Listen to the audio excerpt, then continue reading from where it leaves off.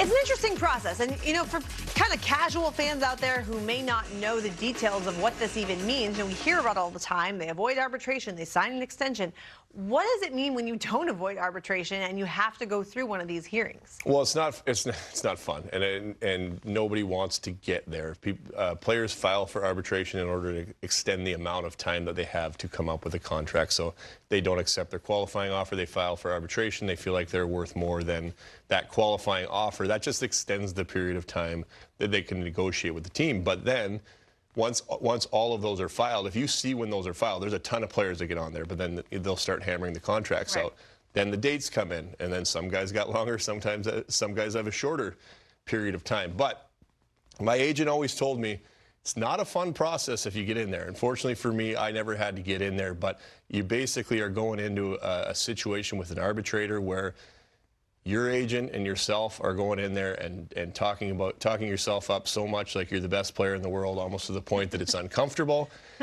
And you have the team on the other hand that's pointing out every single flaw that you've ever had in the history of your life, trying to get you down. So, and then you're supposed to, then the arbitrator will come up with a number, and then you're supposed to walk out of the room and shake hands and say, great, let's go have a great season. Yeah, so, you can forgive, but you still don't forget, no, right? I mean, from the guys that I've heard that have gone through it, it's not a fun scenario. I think both player and team want to avoid this situation at all costs, but sometimes if they're too far apart, then that's what it's there for. Yeah. Well, let's tear through some of the guys and talk about kind of where we think the market might be, or at least the value for some of these players, starting with Samsonov, who is first up on that list. As we heard Elliot Friedman earlier talking about his situation, sounds like this will probably go to an arbitrator. What do you think? Do you think it's going to end up coming more on the side of the player, or do you think we might land somewhere toward what the team is looking for? Yeah, it's a tough call. I mean, he's going to get paid he's going to get paid good money. He had a great season with Toronto. Unfortunately for him, with the injury there in playoffs a little bit. But I think it's probably more it's term. He's probably like anybody. This is an opportunity for him to get some term, to get some job security. Yeah. I don't think Toronto, like Elliot said, Toronto's probably not in a position that they want to give a long-term deal. So that's probably where the fight is a little bit. Whether Toronto has the room to move on it. Like you said, I mean, a $1.8 million cap hit for your starting goalie is great, but after a season like that, he's definitely earned a much bigger ticket. Right. And is that available to him in Toronto or not?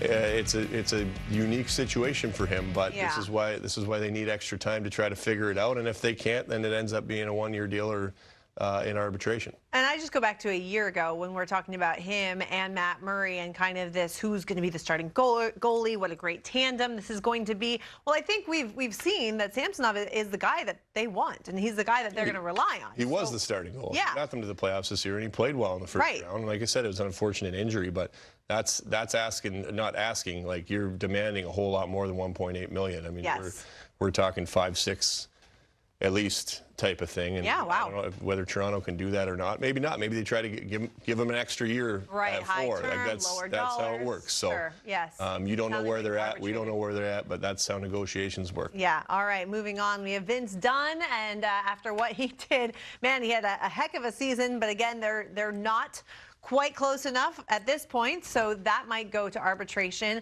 What does he bring to this team that makes him worth a lot of money? I mean, what a season he had last year. This is a guy that I can't see getting to arbitration. I just think Seattle's got to know after that season last year and the way he contributed on the back end that this is a guy that they need, and they need to have him, and there needs to be, not any bad blood in the arbitration hearing. I think this is a guy, and I'm sure they probably know. Like I said, there's so much going on here. They could have a deal right now for all we know. Yeah. But I think this is a guy that Seattle's got to know they need. Yeah. And but again, it's the interesting part. Like, look at you, 64 points as a defenseman. He's only at $4 million on this. Like, you look at what some guys are making. I know.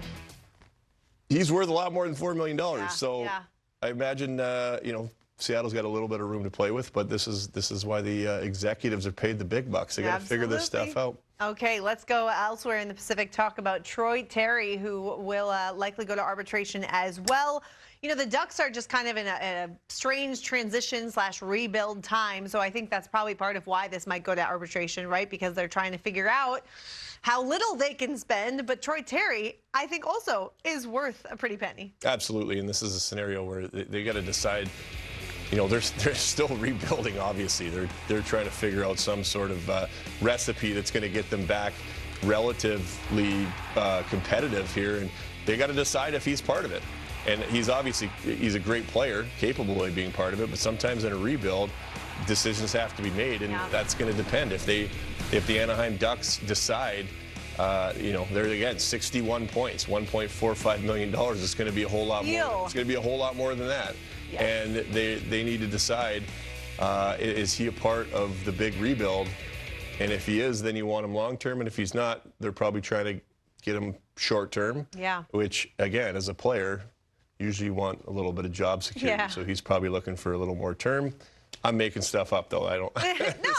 It could be anything. But this is the thing, especially on a rebuilding team, is if they don't see him as a part of what they're doing, they're not going to want to offer him long term. If they do, sure. Okay. Yeah. Well, we'll see. Time will tell.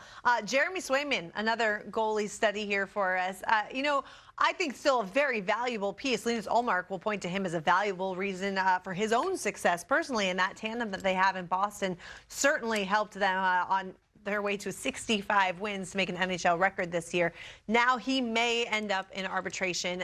Do you think that he will, or do you think that Boston's going to identify him and how valuable he is? This is a tough one. This is a very tough situation because quite obviously watching last year, he was a big part of this team. Ullmark was the guy, but I mean, he didn't play that much less than him. They were obviously great goalie partners. He obviously loves being in Boston, which why wouldn't you? They got a great team, but I think there's a lot of teams that would take him as their starting goaltender. I agree. Hands down. And so is he going to accept a long-term deal with Boston when they already have Ullmark to just be a 1A, 1B guy when they're not going to be able to offer him that much? Like, I think they're only paying Ullmark $4 million a year, I believe. So does he want to take 2 or even 3? Or knowing that with how well he's played, having an opportunity to go and be a starting goalie on another team and Ullmark makes 5 and make close enough, 6, 7, 8 as the salary cap goes up if he really develops into a great starting goaltender, which I think he's capable of. That's a unique scenario with Boston because he's still their asset right now. He's not a UFA. He doesn't have that opportunity to go, but he's the one probably not wanting to sign long-term right now. Right, with Boston, knowing that the opportunity to go make a lot of money elsewhere as a starting goalie, which I think he's capable of, is there. I mean, it really is remarkable to think of Linus Ullmark winning the Vezina, and it was so worthy, right? I mean, I'm thrilled for him that he won the Vezina, but how interesting that you think of a Vezina guy as a guy that ends up starting, 65-plus games and having a ton of wins, and you said it was more like 50-50 or maybe 60-40 split somewhere along those lines in Boston. Like, Swayman was legitimately a high number of games. And I think that he was also a huge part of Ullmark being able to be as steady as he was because there's no way to get burned out. He's only playing. He was sharp every game. I mean, find me a game that either of those guys really with their season were off or tired or unrested. They weren't, because they were able to go back and forth and obviously had a great relationship. Yeah. So Boston wants that. Right. But who knows? It's a business. More goalie hugs, it's a business. Right? The goalie hugs were the best. We might see goalie hugs for another year, but I don't know about much longer than that. Well, we shall see. Another goaltending situation. We have Filip Gustafsson in Minnesota, and kind of similar, right? Like, he was brought in.